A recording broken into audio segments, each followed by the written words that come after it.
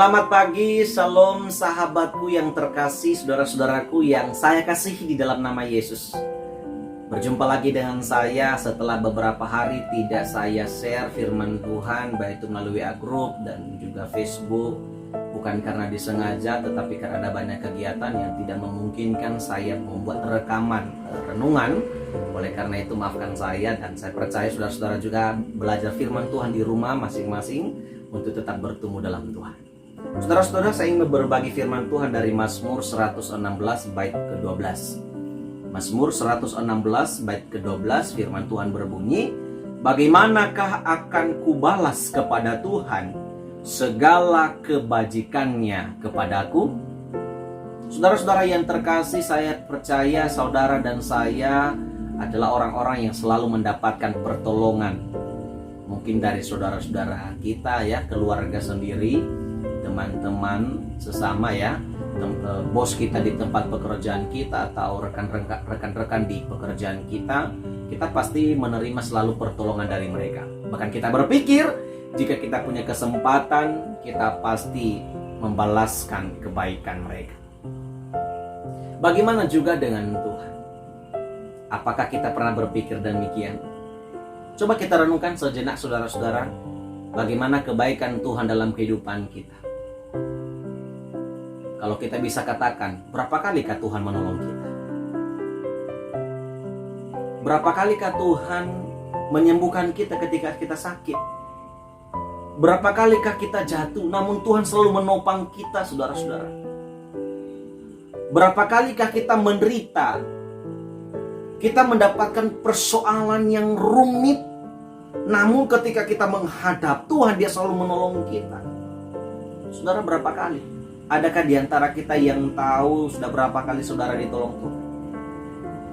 Kalau saudara saat ini berusia belasan tahun, atau 20-an tahun, atau 30-an tahun, saudara berapa kali kah? Adakah yang bisa memberikan komentar di channel ini? Saya sudah ditolong Tuhan beberapa kali. Adakah yang bisa menuliskan angkanya? Saudara, saya merasakan kebaikan Tuhan, namun kebaikan Tuhan tidak tahu saya berapa kali. Tapi ada banyak saudara-saudara. Saya bersyukur sama Tuhan. Dia selalu menyertai saya di setiap perjalanan kehidupan saya, saudara-saudara. Ketika saya dalam kandungan mama saya tumbuh dari anak-anak menuju remaja, remaja ke pemuda, hingga dewasa dan berkeluarga seperti ini. Wah, tidak bisa terpikirkan berapa kali. Tidak bisa dihitung, saudara-saudara. Bahkan ada satu lagu, pernah saudara dengar lagu ini? Lagu Judika Sinotangi. Seperti tingginya langit biru, demikian tinggi kasih Bapa.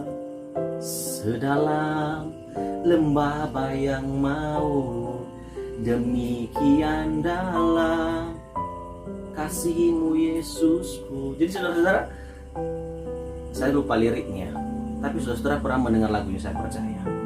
Kalau kita mendengar lagu ini mengingatkan kita betapa baiknya dan betapa setianya Tuhan dalam kehidupan kita. Kalau dalam perjanjian lama, saudara-saudara, mari kita melihat bagaimana kasih setia Tuhan kepada umatnya.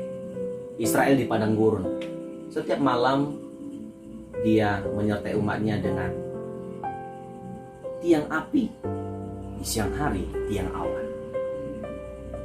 Bagaimanakah kita merasakan pertolongan Tuhan yang luar biasa?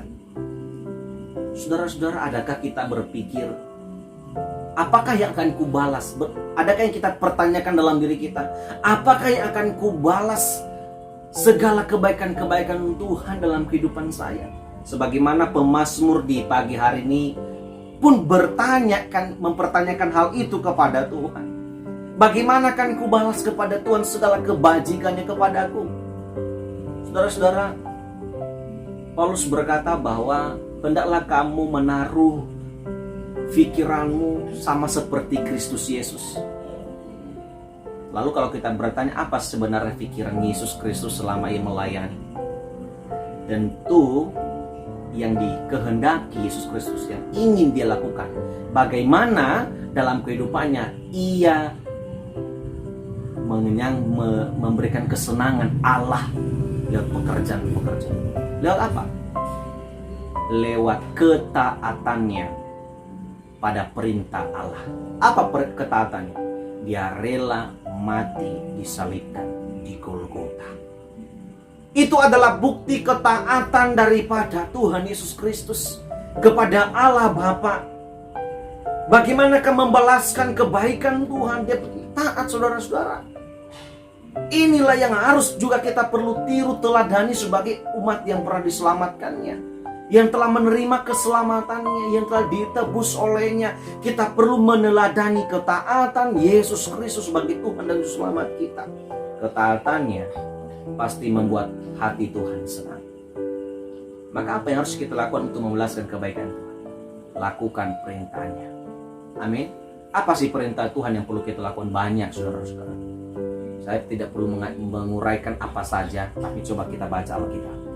Di dalam Alkitab ini, semuanya adalah perkataan Allah yang perlu kita lakukan. Perintah Allah. Karena Alkitab adalah firman Allah. Saudara-saudara yang terkasih, mari selama kita hidup di dunia ini, kita perlu melakukan pembalasan kasih Tuhan bagi kita, balasan. Untuk kita membalas kebaikan Tuhan karena pertolongannya kepada kita. Kita hanya perlu taat pada firman, lakukan firman. Ketika kita melakukan firman-Nya, kita sudah memberikan kesenangan kita. Kita membuat Tuhan itu senang, senyum melihat kehidupan kita yang selalu taat pada firman. Amin. Saudara-saudara, esok hari kita akan ke gereja. Dan esok hari adalah peringatan Advent pertama. Ini adalah sebuah minggu pengharapan, di mana pada waktunya, ya, 4 minggu setelah ini akan kita merayakan Natal. Artinya bahwa kelahiran Yesus sudah ada di pandangan kita. Pengharapan kita sudah mulai nyata dengan minggu-minggu Advent akan kita lalui beberapa minggu ke depan ini. Saudara-saudara, mari jadilah seperti apa yang dikehendaki Tuhan dalam kehidupan kita. Lakukan firman. Mari kita lakukan firman dengan cara belajar firman. Bagaimana kita bisa melakukan firman Tuhan? Kita belajar firman. Kita dekatkan diri kepada Tuhan Yesus.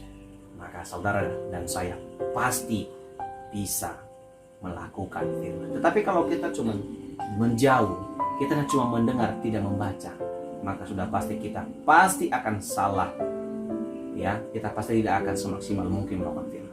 Oleh karena itu, lakukan firman Tuhan, kerjakan firman Tuhan, taatilah perintahnya di dalam Alkitab. Itu memberkati, kiranya renungan di pagi hari ini menguatkan iman kita untuk tetap dekat dengan Tuhan. Selamat pagi saudara-saudara, selamat beraktivitas dan selamat memperingati Minggu Advent 1 di esok hari ya.